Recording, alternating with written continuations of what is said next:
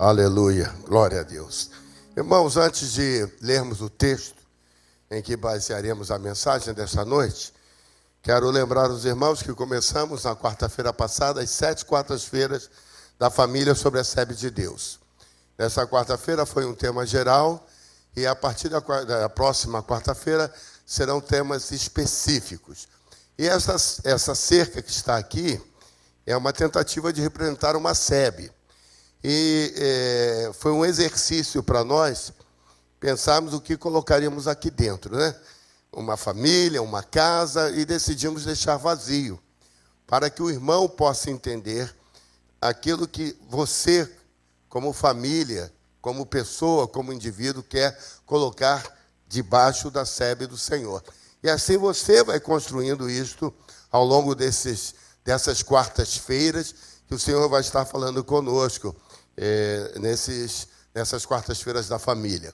E no mês de maio, que é o mês da família, a escola bíblica dominical terá classes diferentes e estaremos trabalhando com temas sobre a família. Você está vendo aí no boletim vários temas que cada uma dos domingos pela manhã, e começando no primeiro domingo de maio, estaremos abordando temas específicos sobre a família. Que bênção, né, irmãos? Podemos saber que o Senhor tem, assim, algo especial para a nossa vida, para aquilo que somos e temos.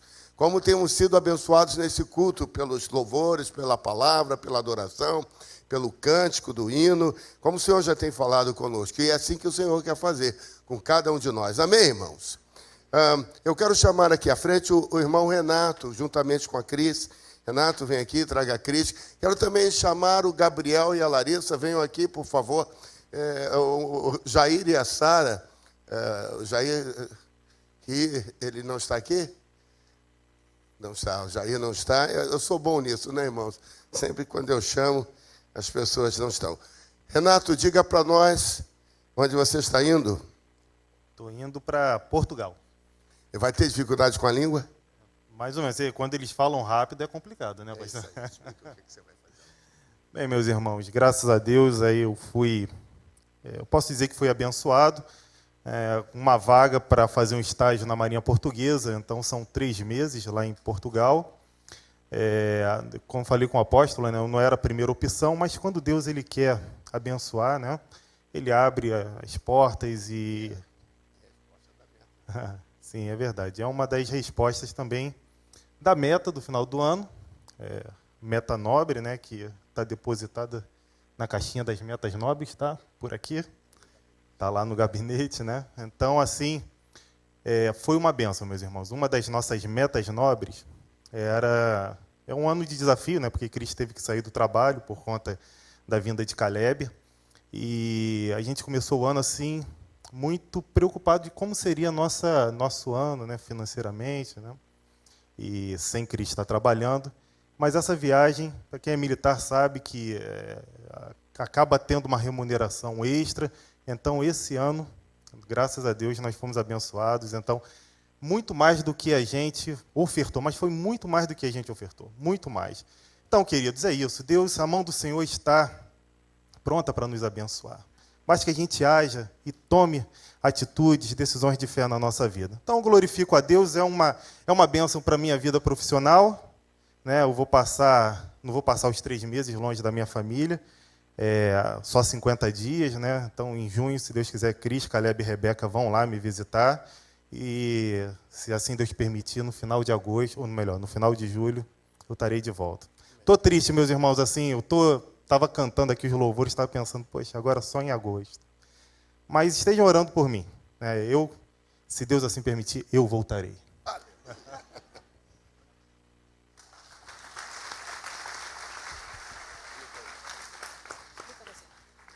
Graças a Paz, igreja. Meu pai não pôde vir hoje, mas eu acho que eu sei explicar. Que, irmãos, o Jair estava aqui no culto, né? Mas o Jadir, o irmão dele, se sentiu mal, que também estava aqui na congregação. A pressão subiu muito, foi atendido ali pelo irmão Osmir, e ele então teve que levá-lo de volta para casa. Por isso que ele não está aqui agora com a gente, tá bom? Bom, na verdade, a gente está indo para Kansas City, nos Estados Unidos, e a gente vai ficar uma semana lá no iHope. Não sei quem conhece o iHope. E a gente vai numa caravana aqui do Brasil, a gente vai encontrar com o Vitor Vieira, em São Paulo, e com mais um pessoal do Rio de Janeiro também. A gente vai encontrar com eles e a gente vai para uma caravana no iHope. A gente vai ficar uma semana assim, treinando, né? Uma forma de fortalecimento do ministério. E extraindo assim as palestras durante uma semana. Amém. Irmãos, eles vão estar fazendo uma parte de um treinamento de uma semana. Gabriel treinando na parte de música, instrumental, ministração. E o iHop tem uma modalidade de 24 horas por dia de adoração, 7 dias na semana, todos os dias do ano. E o Gabriel estará participando disso. E a Larissa estará também participando disso e aprofundando na área da mídia, da transmissão de cultos e tal. Hoje eu estou vendo ali o Naldinho, que está nos ajudando na transmissão do culto e também na operação da mesa, né? Então, a gente está vendo que ele está se desdobrando e Larissa estará lá nessa semana também treinando. Que bom, né, irmãos? É bom, vamos estar orando. Na verdade, esqueci de falar um agradecimento aos meus pais. Na verdade, meu pai achou no Facebook essa caravana e isso é uma forma de agradecimento aos meus pais. Foi uma grande surpresa para mim. Amém, amém, amém. A mãe puxou a orelha aí, ó, rapaz, agradece aí, porque, irmãos, é um esforço, né? Mandar os 2 filhos ao mesmo tempo. E eu quero que os irmãos vejam que isso aqui é bênção do Senhor, né? O irmão Renato estava dizendo, ele me falou comigo quando da viagem, ele disse: pastor, eu fiz uma oferta de sacrifício, porque a minha esposa estava saindo do trabalho, e quando o irmão nos convocou para a meta nobre, uma oferta nobre, uma meta nobre, eu falei: meu Deus, como é que vai ser? E ele disse, e Deus brotou no coração dele uma cifra de oferta. Ele disse: mas Senhor, como é que eu vou fazer isso? E ele ofertou. E daí a poucos dias ele foi convocado pela Marinha, ele furou a fila, ele era o 4º colocado, passou a ser o 1º colocado, e está indo e ele recebeu algo equivalente a 40 vezes mais do que a oferta que ele havia levantado. Então, veja, quando Deus está no negócio, irmão, é tremendo, né? Como disse o Marcelo, não nos desampara, nem na hora da tempestade, nem na hora da paz. Então, com certeza, Cris, você que já está aí pensando assim, como é que vai ser, né? Nem na hora da tempestade o Senhor nos desampara. E o Gabriel e a Larissa, que é uma bênção saber que os jovens da igreja, né? O pastor Marcelo esteve lá hoje de manhã com os adolescentes e está uma bênção lá o retiro. Estão surfando no azeite. Amanhã eu vou estar lá com eles terminando o retiro. E é bom nós sabermos que os nossos filhos estão sendo treinados, estão sendo capacitados para assumir na geração que segue, porque é assim que o Senhor quer. Agora, isso, vamos estar orando agora. Pai, queremos te pedir que tu abençoes a vida de Renato. Vai para a Europa, tão distante de nós, vai estar lá 3 meses, fortalece a mão do teu filho, a mão da Cris, da Rebeca e do Caleb. Eles não estão sós, o Senhor está com eles a cada momento das suas vidas. O Senhor dará graça, sustentação, e esses 3 meses passarão tão rápido, e ele estará retornando com alegria, trazendo consigo os seus molhos, o resultado de um trabalho debaixo da tua graça. Nós oramos também por Larissa e Gabriel, que neste fim de semana estarão viajando, que o Senhor os leve, que o Senhor os traga debaixo da sua mão poderosa, livra-os dos acidentes, das viagens, e que eles possam retornar. E que Jair e Sara possam saber que estão enviando os seus filhos num momento bom das suas vidas, num momento de riqueza, de aprendizado e de aprofundamento espiritual. Nós os abençoamos. Oramos também, Senhor, pela vida de Jadir, que a sua pressão possa voltar aos níveis normais. Nós te louvamos, nós te bendizemos em nome de Jesus. Amém e amém. Deus os abençoe. Amém. Glória a Deus. Que bênção. Que bênção. Larissa, corre lá, porque agora você vai passar um filminho para a gente. Esse filme, possivelmente, você já o assistiu na internet, mas ele fala sobre a Páscoa. E é contada para crianças. Mas, olha que agilidade, hein? Que agilidade, olha só. Cara, tá bom demais, hein? No alto dos meus 50 e tantos anos. 50 e tantos, tem mesmo, né? E é um videozinho contado por crianças, para crianças, e que nos fala de Páscoa, e eu creio que nós seremos abençoados nesse momento de introdução do sermão, e depois nós estaremos lendo 1 Coríntios, capítulo 15, 2 versículos. O versículo de número 19 e o versículo de número 20. Tá? Podemos passar? Então vamos lá. Vamos assistir o videozinho e depois nós leremos o texto. Você conhece a história da Páscoa? Não? Então você precisa ouvir isso.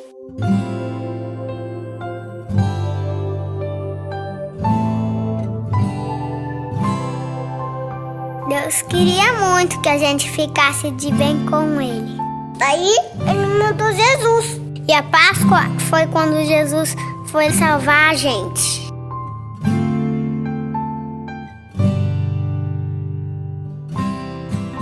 O povo adorava Jesus. Todo mundo gostava de estar perto dele, porque ele é muito bom. Jesus falava de Deus e cuidava das pessoas. Curou os cegos, deu comida para um monte de gente. Transformou água em vinho. Jesus falava que ele era o caminho para todo mundo ficar perto de Deus. E por isso tinha gente que não gostava dele. Essas pessoas queriam prender Jesus. Ele sabia disso. Mesmo assim, foi lá para Jerusalém. Lá ele preparou uma janta bem especial para os amigos dele. Jesus pegou a comida e agradeceu a Deus e dividiu com os amigos. E eles beberam, comeram e até cantaram. Nessa hora, ele ensinou uma coisa muito importante, que a gente deve amar os outros, igual ele amou a gente.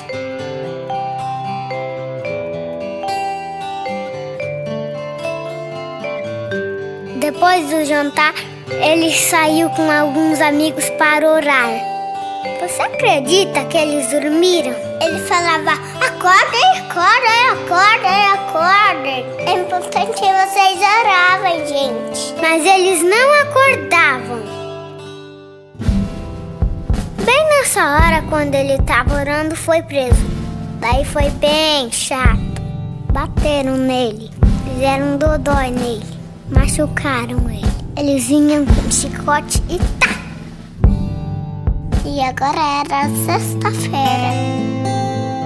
Fizeram ele carregar uma cruz bem pesada. Foi muito difícil carregar aquela cruz. As pessoas gritavam, sabe assim mesmo?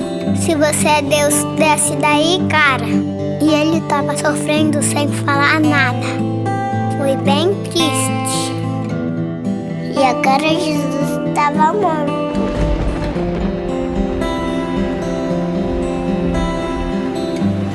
Tudo ficou escuro. Bem escuro. As nuvens choravam no céu.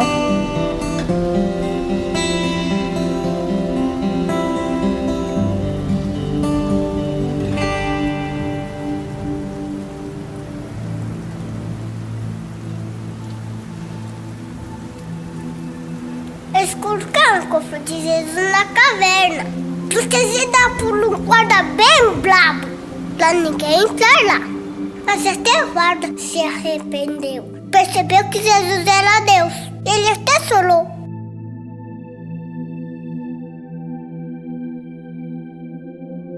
Os amigos de Jesus ficaram sozinhos. Com tudo aquilo que eles sonharam, tivesse acabado.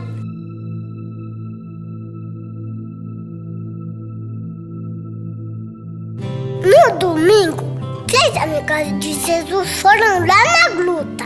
Eles estavam tristes, porque ele tinha morrido. Mas pareceu um anjo bem legal que falou assim: eu não tenho medo. E Jesus não está mais aqui, porque ele está vivo. E eles saíram correndo: Jesus está vivo, Jesus está vivo. Até que não gostava de Jesus, aprendeu que era mesmo. Essa história é da Páscoa, uma história de amor do nosso Deus que entregou seu Filho Jesus, porque ama a gente.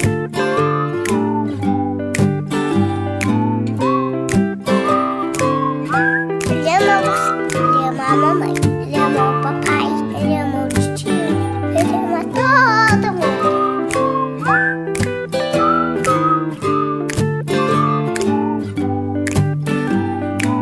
Ele prometeu que um dia ele vai voltar.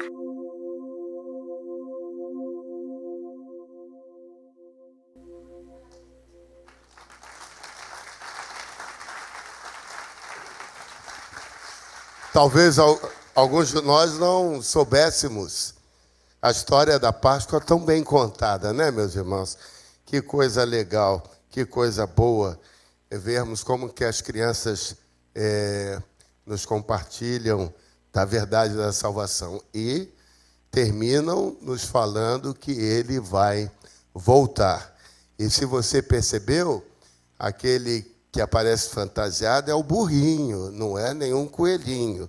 Tá? Então, não tem, a história foi perfeitamente bem contada. Muito obrigado a Priscila, que nos enviou o vídeo aí para podermos assistir, e a Larissa, né, que nos colocou ali. Abra sua Bíblia, então, em 1 Coríntios, capítulo 15, versos 19 e 20. Irmãos, nós vamos falar, não propriamente dito, mas da paixão, da morte, mas vamos falar da ressurreição. Nesta semana de Páscoa, a Páscoa bíblica coincide a semana com a Páscoa do nosso calendário. Você vê isso na pastoral que eu escrevo. Mas a Páscoa, conforme o texto bíblico, ela ocorreu de segunda para terça-feira, coincidentemente com a primeira lua de sangue, né? Que aqui no Rio de Janeiro nós não conseguimos ver por causa das chuvas, do céu nublado.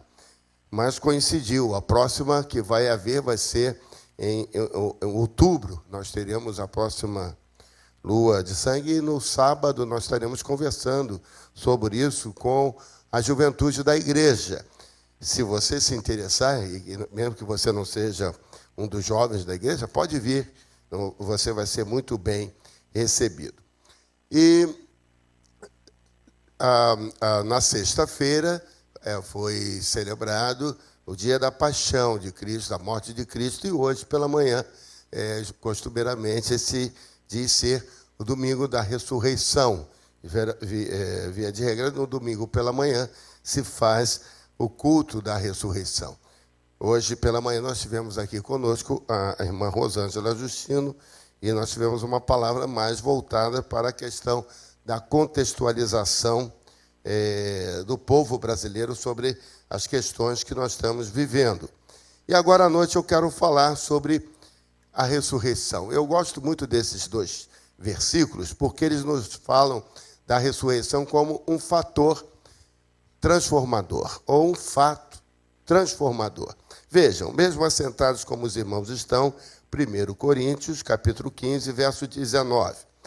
Paulo escrevendo diz assim: se é só para esta vida que esperamos em Cristo, somos de todos os homens os mais dignos de lástima.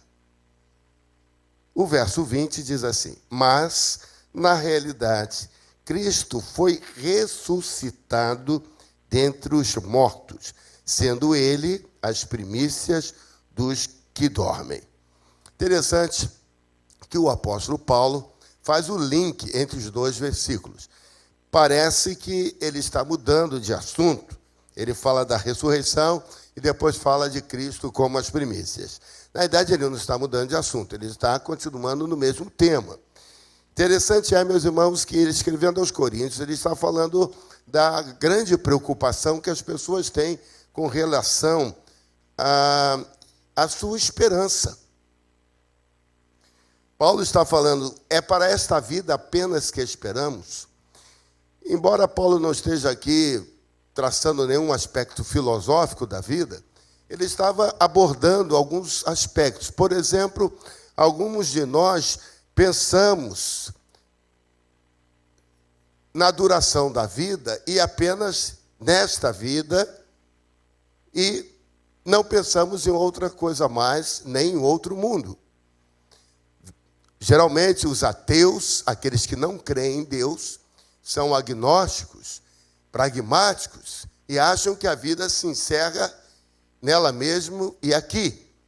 Portanto, não tem esperança. Não tem esperança de que as coisas possam vir a melhorar, que possamos ter uma outra vida.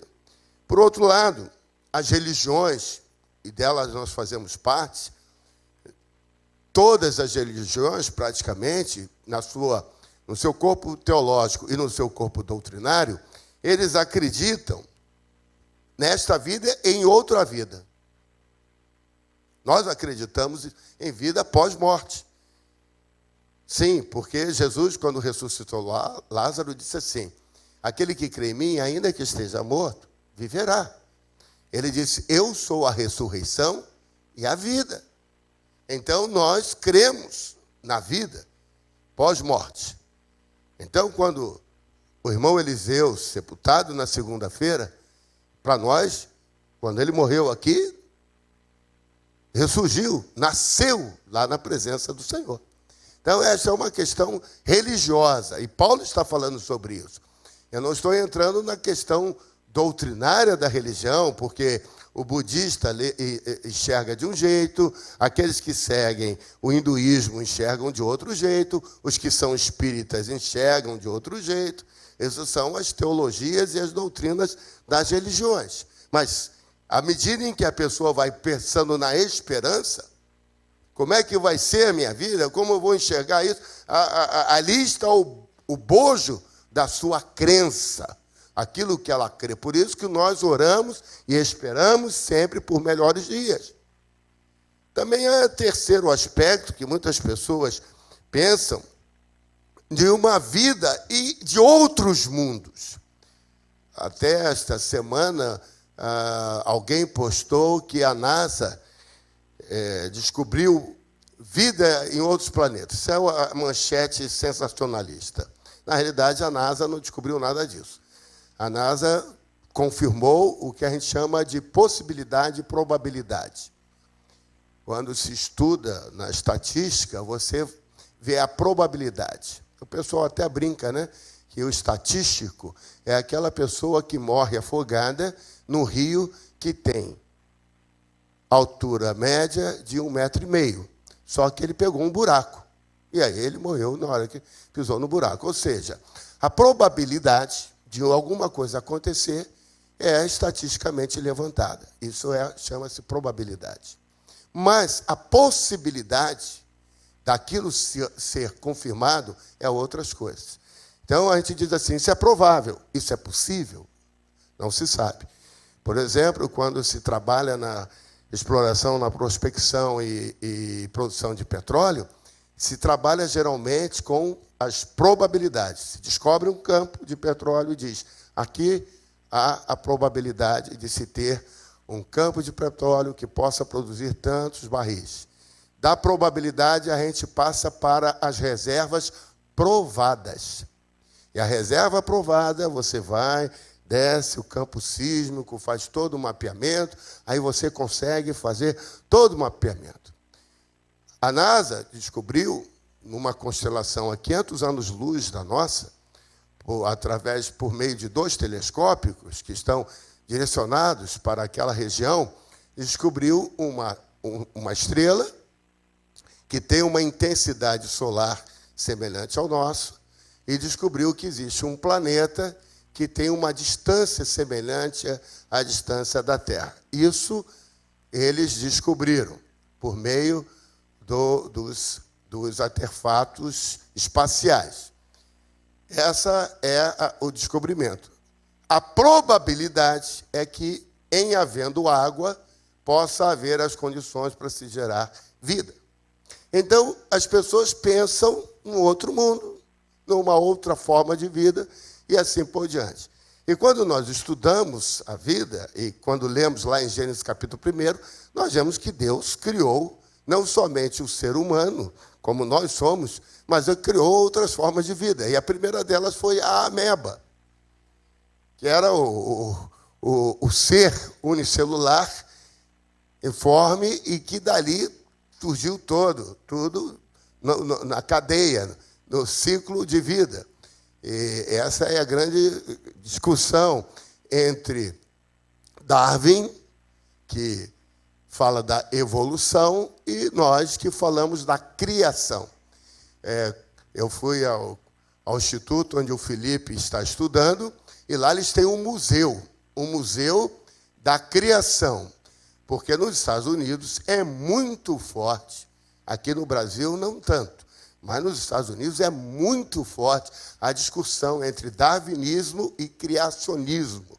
Então, a discussão se Deus criou ou Deus não criou, e houve toda uma evolução. Para mim, essa discussão ela é superada, porque a Bíblia não procura dizer o como foi feito. A Bíblia diz que Deus criou.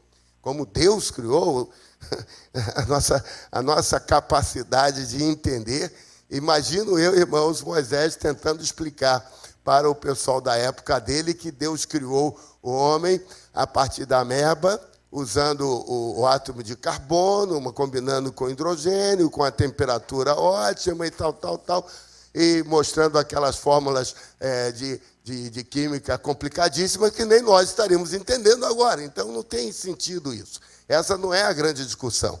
A discussão é Deus criou. E as coisas evoluíram.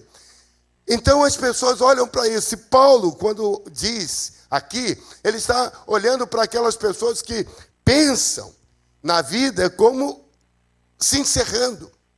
E Paulo diz assim, se nós achamos que Deus está aqui, que enviou Jesus para nos livrar do caos social, das dificuldades que enfrentamos, Paulo é muito claro em dizer, se esperamos em Cristo só para esta vida, nós somos pessoas dignas de lástima. Somos pessoas que não temos realmente o futuro, porque a nossa esperança está no aqui e agora, naquelas coisas que nós podemos alcançar. Mas Paulo diz assim, não, na realidade, Cristo foi ressuscitado dentre os mortos, sendo ele a primícia, o primeiro daqueles que dormem. Então, Paulo está dizendo o seguinte, nós temos que olhar e entender que Cristo foi ressuscitado e nós seremos, porque ele é a primícia, ele ressuscitou. E aí, eu quero desenvolver com os irmãos, nessa noite, esse raciocínio como a ressurreição sendo um fato transformador. Aliás, eu gosto muito de uma citação de Billy Graham. Billy Graham diz assim, se nós acreditamos em qualquer fato da história, temos que acreditar também na ressurreição de Jesus Cristo. É muito interessante isso, irmãos, porque se nós acreditamos que o Brasil foi descoberto por... Em que dia? 22 de abril de 1500. Muito bem, os irmãos são craques. Muito bem. Se nós acreditamos nisso, olha, mais um pouquinho da história, então. Vamos lá. Quem descobriu a América? Cristóvão Colombo. Quando é que foi?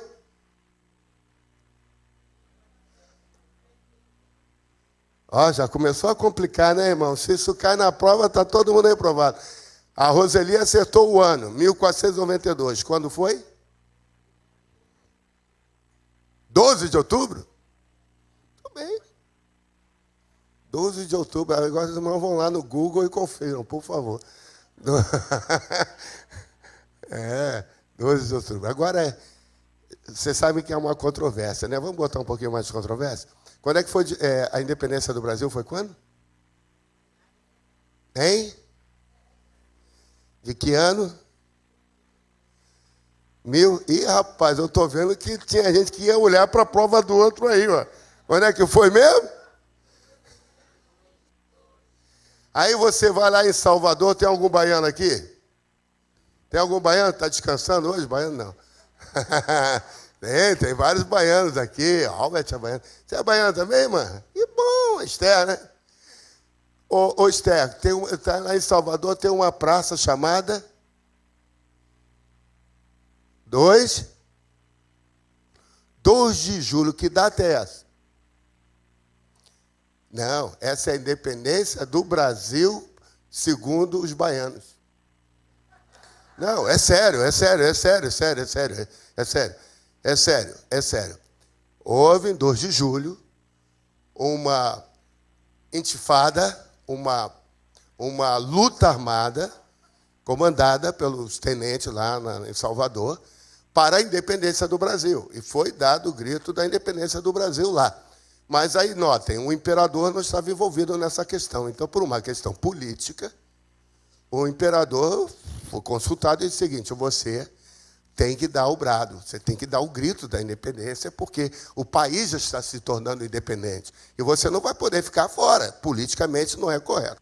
Então, o príncipe, quando ele vinha, imperador, quando ele vinha, ele sentiu uma dor de barriga e parou às margens do Laços Fora, companheiros, né? Vamos dizer, e agora, independência ou morte. Essa dor de barriga também faz parte da história do Brasil. A Rosalie diz que não estudou isso não, né? É professora de história, ela é professora de história. Mas como eu sou roteirista aqui, né? Mas o ponto que eu quero dizer para os irmãos é o seguinte: já estamos discutindo os fatos históricos. Por exemplo, dizem que os Vikings estiveram primeiro aqui, portanto, o Brasil não foi descoberto pelos portugueses, nem a América por Colombo. Segundo, a independência do Brasil, ela é contada do ponto de vista do imperador, quem escreveu a história. E quando você começa a entrar nos anais, você vai ver que talvez não tenha sido muito bem assim.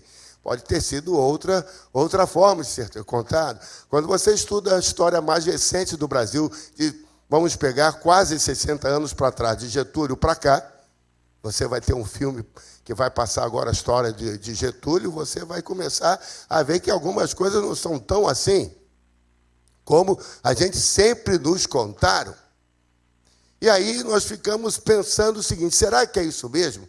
E aí nós estamos aqui hoje falando de ressurreição. Jesus ressuscitou. Então Billy Graham diz assim: se cremos em fatos históricos, por que não cremos num fato histórico que dividiu a humanidade em antes e depois de Cristo? Não foi o nascimento de Jesus que fez a divisão. Não foi a morte de Jesus quem fez a divisão, foi a ressurreição de Jesus.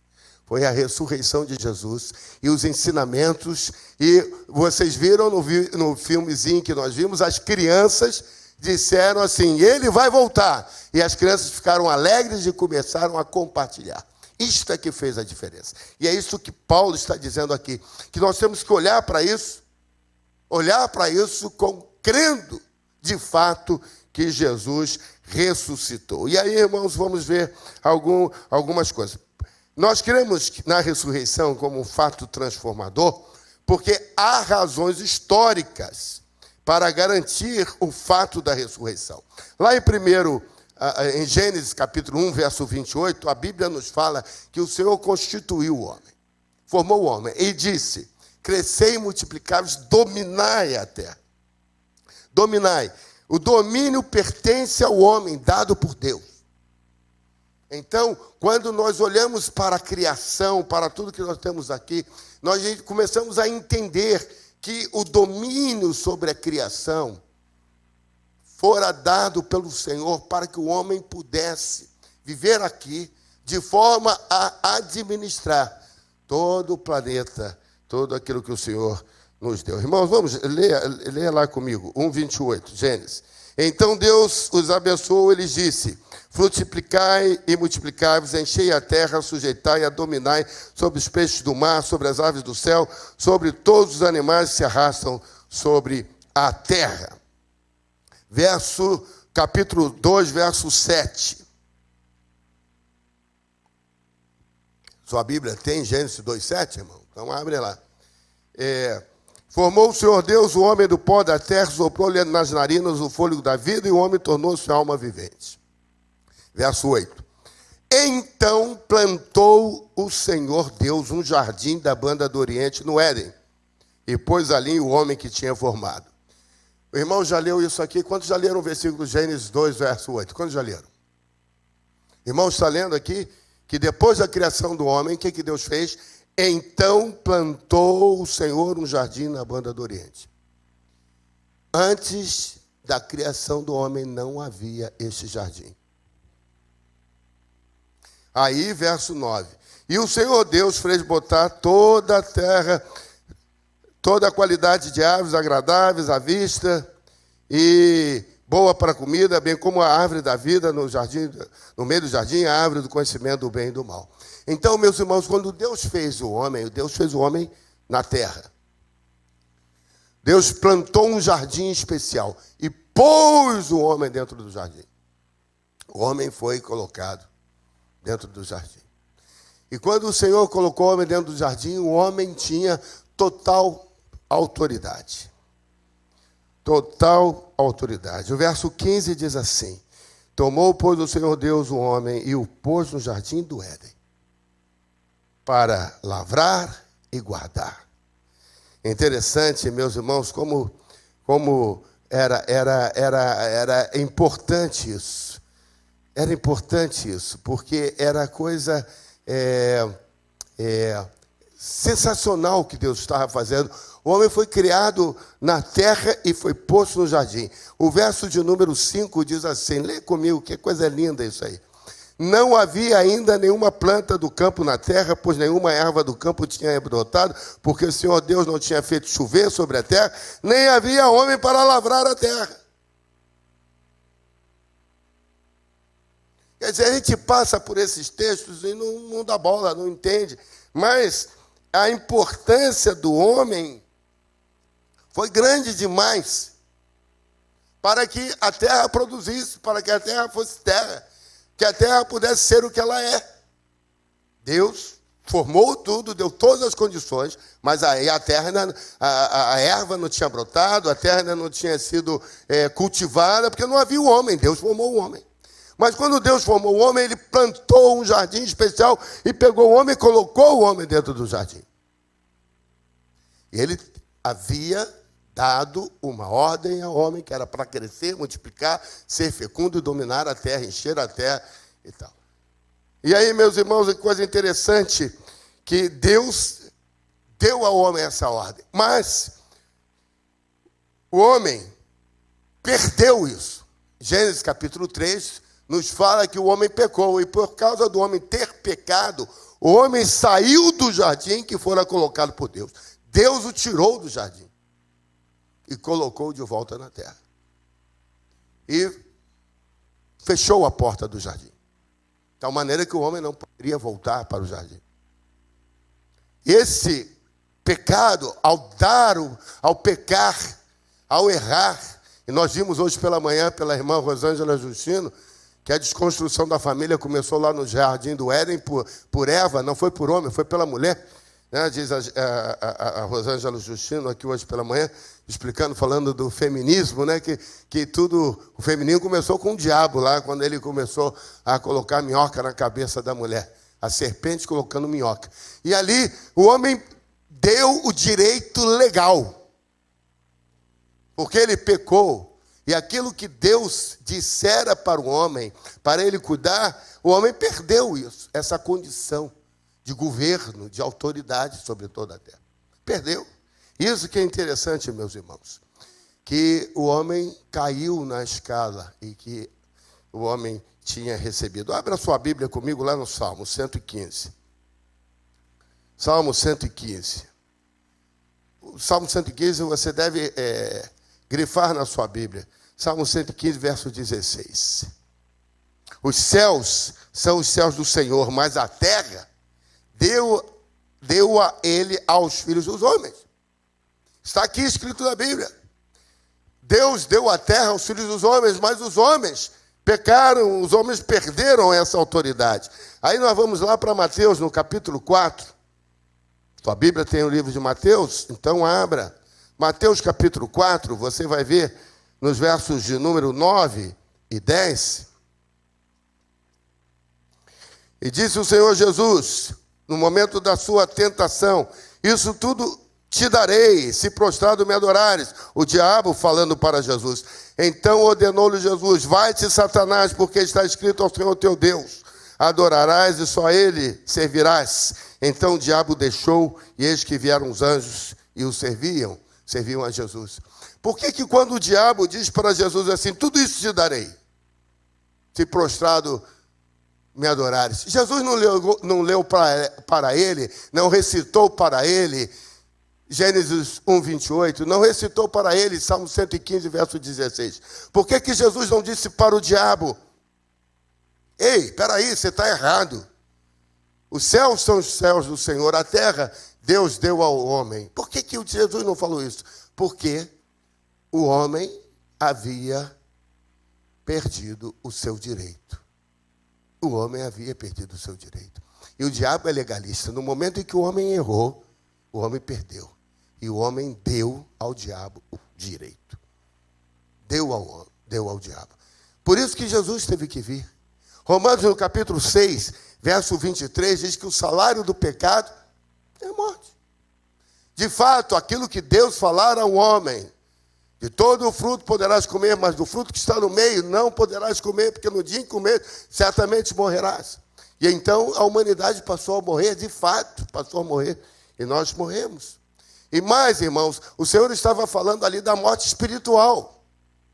Porque naquele momento que Deus vinha toda a tarde encontrar-se com o homem, por causa do pecado, o homem foi banido da presença de Deus, e essa morte espiritual, a ausência da presença do Senhor, essa é a morte que estamos falando, é a morte espiritual. Não estamos falando mais da morte física, mas da morte espiritual. E então é nesse momento que nós vemos, meus amados, que o direito legal dado pelo homem a Satanás, ele não teve e jamais terá a anuência da parte de Deus. Por isso que o Senhor Jesus precisava vir para resgatar o direito do homem. O direito dado por Deus. Interessante, meus amados, eu quero que você abra a sua Bíblia lá no livro de Apocalipse. Apocalipse capítulo 1, verso de número 18. Apocalipse capítulo 1, verso de número 18. Jesus, falando com João, o seu apóstolo, o apóstolo do amor, o discípulo amado, Jesus diz assim, verso 18 do capítulo 1 de Apocalipse. E o que vivo, e fui morto, mas eis aqui estou vivo pelos séculos dos séculos, e tenho as chaves da morte e do Hades. Tragada foi a morte na cruz. Jesus, como diz Paulo em Romanos capítulo 8, Jesus venceu. E ele diz, está aqui nas minhas mãos a chave. A autoridade foi dada novamente ao Senhor Jesus. E eu gosto muito do texto que nós temos lá em Efésios, capítulo 2. Essa noite você está tendo que abrir a sua Bíblia, né? Efésios, capítulo 2. Larissa, não põe um versículo não, deixa os irmãos escolarem as páginas da Bíblia novinha de cada um aí. Né? Efésios, capítulo 2. Efésios, capítulo 2. Olha o que dizem os versículos 5 e 6. E estando nós ainda mortos em nossos delitos, vos vivificou juntamente com Cristo, pela graça sois salvos, e nos ressuscitou juntamente com Ele, e nos fez sentar nas regiões celestes em Cristo Jesus. Cristo Jesus, portanto, irmãos, nos resgatou. Diz o texto que nós fomos ressuscitados com Cristo. Quando Cristo ressuscitou, nós ressuscitamos por ele, por meio dele. Paulo diz assim: e com ele nos fez sentar nas regiões celestes. Onde é que nós estamos assentados agora, irmãos? Hein? Lendo o texto, aqui interpretação de texto. Nas regiões celestes. Pela fé, nós temos que caminhar assim. Então, quando Cristo morreu e ressuscitou, ele nos fez assentar juntamente com ele nas regiões celestes. Esta é a visão do resgate. Por isso que Jesus tinha que ter vindo, como consequência da ressurreição. Ele tomou. Eu gosto muito do texto, meus irmãos, lá de Mateus, capítulo 28, verso 18, quando Jesus se aproxima dos seus discípulos e diz assim: toda autoridade me é dada no céu e na terra. Jesus tomou de volta a autoridade. E ele delegou à igreja essa autoridade. Portanto, ide. Portanto, ide. Vocês são meus discípulos? Estão assentados comigo nas regiões celestes? Então vão. Vão, compartilhem, ministrem, ensinem. Marcos, capítulo 16, diz assim: e você, se tomar alguma coisa venenosa, não te fará mal. Se uma serpente te picar, você não vai morrer. Se você ficar doente, essa enfermidade será curada. Você terá autoridade para repreender demônios. Você terá autoridade para orar pelos enfermos e serão curados. Ide, pregai a autoridade. E é interessante, irmãos, que essa autoridade, ela é ferramentada pelo Espírito Santo do Senhor nas nossas vidas, e ela é operada de forma que aquilo que nós enxergamos como sendo males da humanidade, coisas que são frutos do pecado, por meio da pregação do Evangelho, isso pode ser transformado. É isso que Jesus está dizendo. Há uma autoridade que o Senhor nos deu. Voltando para o livro de Efésios, no capítulo 2, no verso 7, nós lemos assim: que Cristo nos fez assentar nas regiões celestes para mostrar nos séculos vindouros. Paulo estava falando de quem, irmãos? De nós. Séculos vindouros somos nós. A suprema riqueza da sua graça, pela sua bondade para conosco em Cristo Jesus. Porque pela graça, por meio da fé, isso não vem de vós, é dom de Deus. Não vem das obras, da justiça própria, daquilo que você possa fazer para que ninguém se glorie.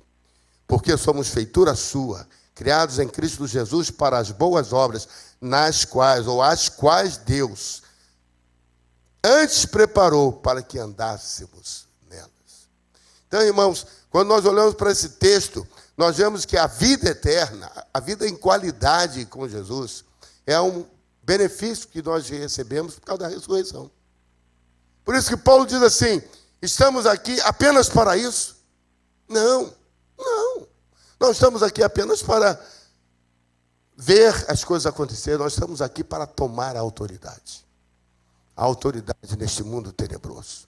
Para pregar, para libertar os cativos, para pregar que é chegado o ano aceitável do Senhor. Portanto, meus irmãos, Jesus teve que vir em carne. Jesus não era uma força, um espírito, uma assombração. Quando os discípulos, andando pelo mar da Galileia, no mar tempestuoso, viram Jesus andando em sua direção, andando sobre a água, eles ficaram atemorizados e gritaram: é um fantasma. Portanto, eles acreditavam ser possível isso, viam um fantasma. Jesus disse: não é um fantasma, sou eu. Quando Jesus ressuscitou e apresentou-se aos seus discípulos, e eles estavam reunidos, Jesus se apresentou diante deles. Jesus não bateu na porta. Pedro disse: vai lá ver quem é. Ah, é Jesus, então abre a porta para ele entrar. Não. Jesus se apresentou, os seus discípulos ficaram atemorizados. Jesus disse: sou eu, Jesus. Tem alguma coisa para comer aí? Jesus comeu com eles. Jesus mostrou: olha aqui as minhas marcas. Sou eu. Eu ressuscitei. Eu ressuscitei. Eu estou vivo novamente. Estou vivo novamente. Eu ressuscitei. Eu ressuscitei. Porque a morte não era limitação. A morte não impedia, ele venceu. Eis aqui. Meus irmãos, pensar na ressurreição é isso. Pensar na ressurreição é isso.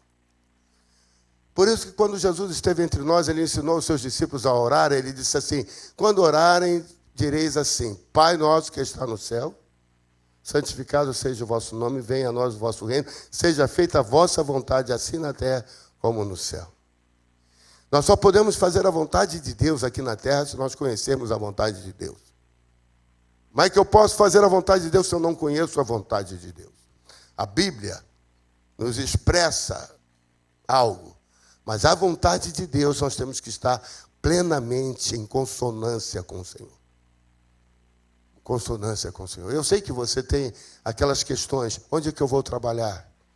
Com quem que eu vou casar? Quantos filhos? Onde que eu vou morar? São questões do dia a dia. Mas isso é expressão da vontade de Deus na nossa vida. Será que eu casei com a pessoa certa? Será que eu estou caminhando no caminho certo?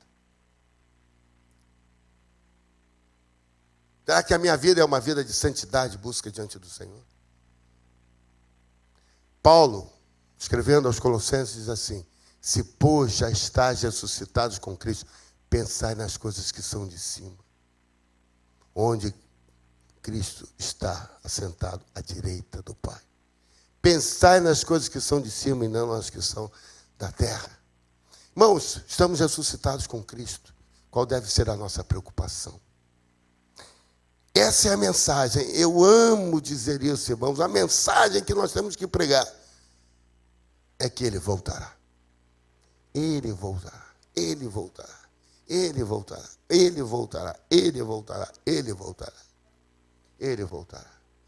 Quando a irmã Rosângela Justino, hoje pela manhã, estava trazendo a palavra, expondo a argumentação dela, eu estava comentando com a pastora Aveleda, dizendo assim, olha o que está se desenhando, olha o que está se desenhando, olha o que está se mostrando, como é que o mundo está caminhando. Jesus está voltando. Jesus está voltando. Quando Deus criou o homem, formou do pó da terra, soprou na narina dos homens, Ruach HaKodesh, o Espírito Santo entrou no homem e ele se tornou alma vivente. Deus plantou um jardim e colocou o homem no jardim. Jesus veio, completou a sua obra, deu-nos autoridade. João capítulo 20, verso 22. Antes de Jesus ser assunto aos céus, reuniu os seus discípulos. Soprou nos seus discípulos e disse, recebei o Espírito Santo. Atos capítulo 2, o Espírito Santo veio sobre toda a igreja.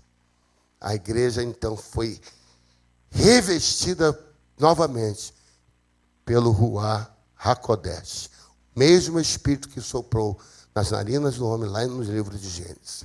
Agora Jesus disse assim para nós, eu vou para o Pai e não me vereis mais. O Felipe pergunta, para onde tu vais, Senhor? Tomé completa e diz, nós não sabemos o caminho. Jesus diz assim, eu sou o caminho, a verdade e a vida.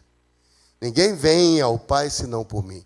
E Jesus continua ensinando, ele diz assim, para o lugar que eu vou, há muitas moradas. E Jesus diz assim, eu vou preparar-vos lugar. Vejam, meus irmãos, Gênesis, Deus forma um homem e coloca no jardim. Agora Jesus vem, o homem é restaurado. Paulo diz assim, fostes vivificados com Cristo. 2 Coríntios 5,17 diz que aquele que está em Cristo é nova criatura, fomos vivificados. Jesus diz assim, eu vou preparar lugar. Igual ao jardim, vou preparar lugar. Jesus fala para o ladrão na cruz, hoje mesmo estarás comigo no... O jardim é conhecido como o paraíso. O homem no jardim do Éden foi formado, posto no jardim. Em Cristo Jesus nós somos restaurados, novamente criados em Cristo, somos recriados e vamos para o jardim. No seu boletim, na pastoral, está dito assim, lá de Apocalipse, e vi um novo céu, uma nova terra que descia do céu. Ali não haverá mais. É para lá que o Senhor está nos tirando da terra e nos colocando nesse jardim. Cristo ressuscitou. E a nossa esperança é estar com Ele. Nós caminhamos com Ele. Não há grilhões que nos atrapalhem. Nada nos separa. Romanos capítulo 8 diz assim: nada nos separa. Nada nos separa. Porque nós caminhamos naquela direção. Você caminha naquela direção? Você está pronto para entrar com Jesus nesta morada celeste? Você está pronto para se encontrar com o Senhor? Se você não estiver, hoje é o dia aceitável. Você tem que entregar a vida a Jesus. Dizer: eu te recebo como Senhor e Salvador da minha vida. Eu quero que o Senhor venha fazer morada no meu coração.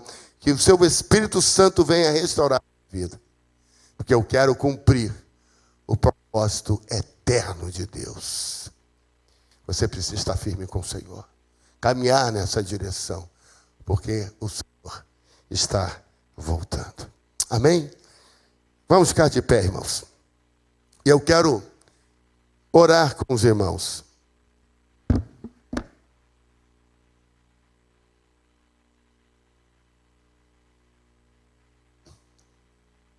Antes de orar,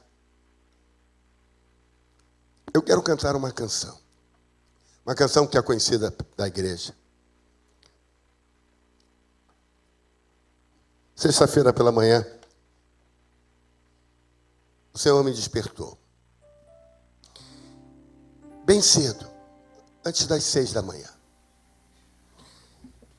O dia nasceu às 5h39. E quando o Senhor me despertou, na minha cabeça veio uma canção que dizia assim: Ele levou sobre si as nossas dores. O castigo que nos traz a paz estava sobre ele. E pelas suas pisaduras fomos sarados.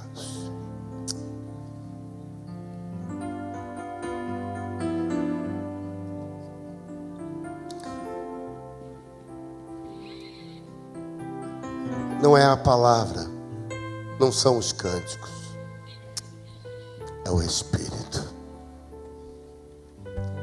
É o Espírito que nos vivifica, que nos traz paz, que nos alimenta, que nos dá força para caminhar. O diabo não veio senão para matar, roubar e destruir, mas Cristo veio para nos dar vida. E a sua ressurreição nos dá esta vida. Vamos adorar o Senhor.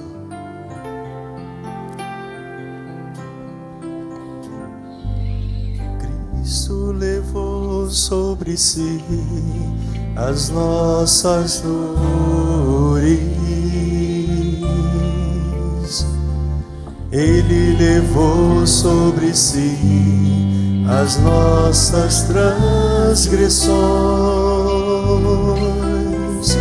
O castigo que nos traz a paz estava sobre ele, e por suas chagas fomos sarados.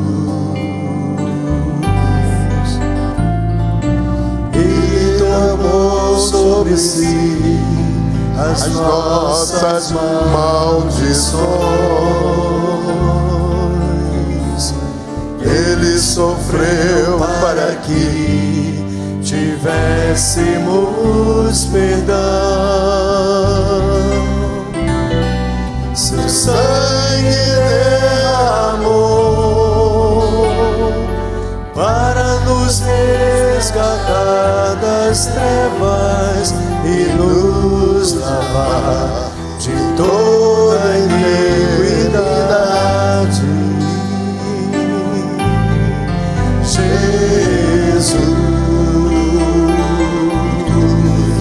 pão da vida. Jesus, luz do mundo, príncipe da paz, aleluia, maravilha.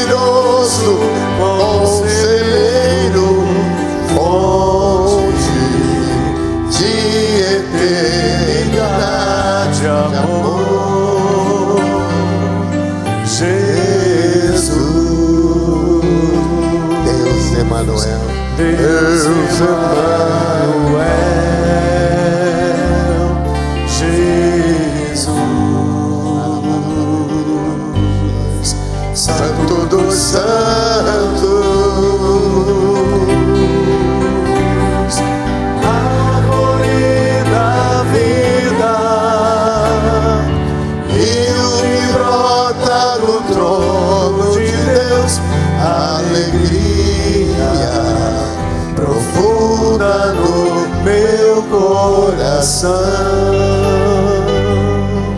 Recebe a adoração, Jesus,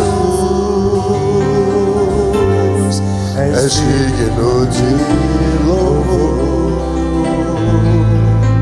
Jesus, recebe a adoração.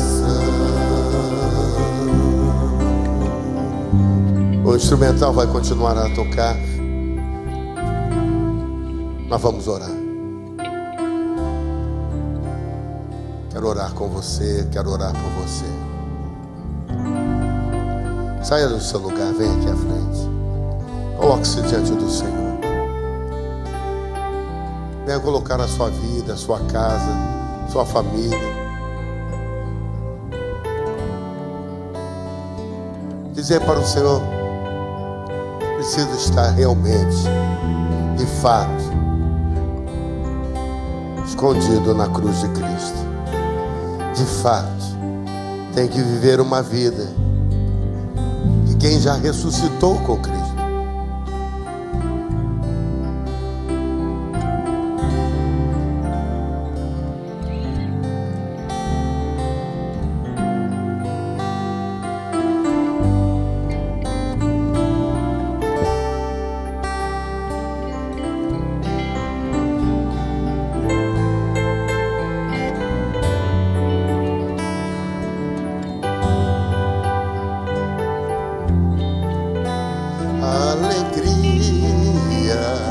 Profunda no meu coração,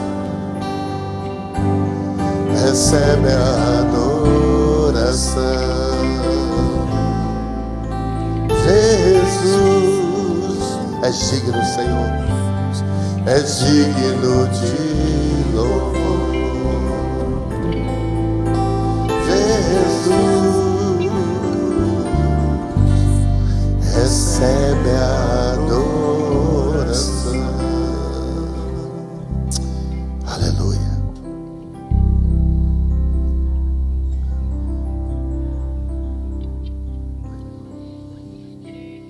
Senhor, obrigado, porque Jesus não ficou contido. Aquela pedra não foi suficientemente forte. Aquele túmulo não foi suficientemente capaz para reter Jesus. Os aguilhões da morte não foram capazes de segurar Jesus. O Espírito Santo entrou novamente no Senhor, trouxe vida. Ele ressurgiu, da morte ele saiu e hoje ele está vivo. E nós, como seus seguidores, temos a mesma vida. Podemos andar na mesma vida, caminhar na mesma direção. Senhor, aqui à frente, aqui estão pessoas, famílias, irmãos, dizendo: Pai, encha-me do teu Espírito, para que possamos viver uma nova vida contigo. De fato, Senhor, uma novidade de vida, ressurretos com Cristo. Entender que o Espírito de Deus está em nós e nós caminhamos nessa nova direção. Senhor, nos ajuda, porque não é fácil, é difícil. Senhor, segura na nossa mão, traz a tua paz, a tua alegria. Encha-nos com o teu Espírito Santo para caminharmos cada vez mais contigo. Porque Jesus é esse novo, vivo caminho pelo qual nós precisamos caminhar, seguir, andar. Nos ajuda, Senhor. Nos ajuda, Senhor, a caminhar desse jeito. Levante a sua mão e cante. Adore o Senhor, dizendo: eu quero contemplar tua glória e majestade. Oh, Pai, eu quero. Pai, eu quero te adorar.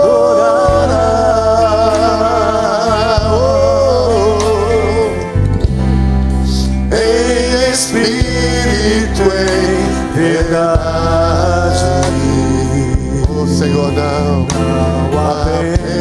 apenas no átrio, longe de ti, ou no santo lugar. Obrigado por Jesus. Eu quero te entronizar Entre os querubins, no entre teu os lugar de querubins. direito.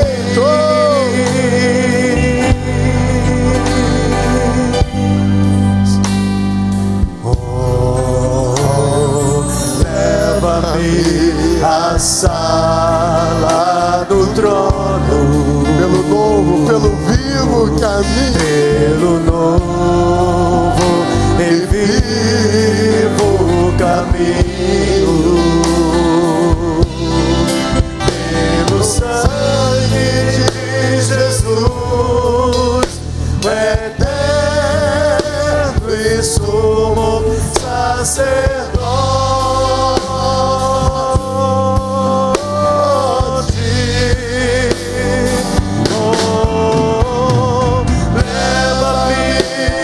Sala do trono, pra te adorar, Senhor, Senhor, pra te adorar, Senhor, leva-nos, leva-me à sala do trono, pra te adorar, pra te adorar, Senhor, pra te adorar, Senhor, pra te adorar,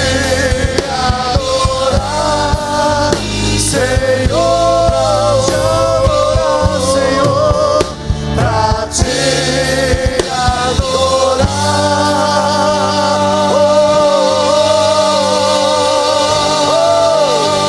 pra te adorar, Senhor.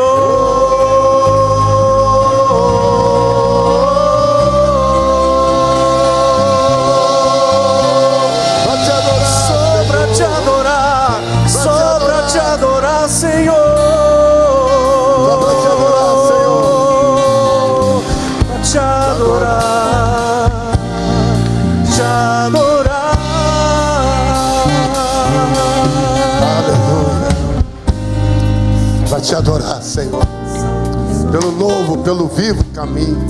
Não há outro caminho, só Jesus é o caminho de retorno ao Pai. Recebe a nossa adoração, Pai. Oramos pelos pedidos de oração que estão naquela salva de oração. Oramos por cada um dos irmãos que nessa casa está, sobre os adolescentes que estão lá agora no retiro, sendo ministrados, sendo impactados pelo Teu Espírito Santo, pelo Israel de Deus, por essa terra espalhada. Seja assim, Senhor, que possamos viver todos os domingos de Páscoa na certeza de que Tu ressuscitaste e de que voltarás. E nós esperamos com alegria aquele glorioso dia em que veremos o Senhor nas nuvens, cercado de anjos, vindo buscar a Tua noiva. Nós estaremos lá para a honra e para a glória do Senhor, nosso Salvador, Jesus Cristo. Amém.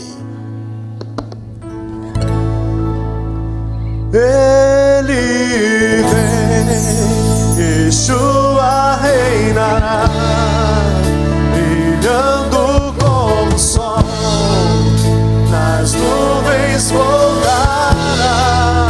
Declare então o ano do Senhor, pois de Sião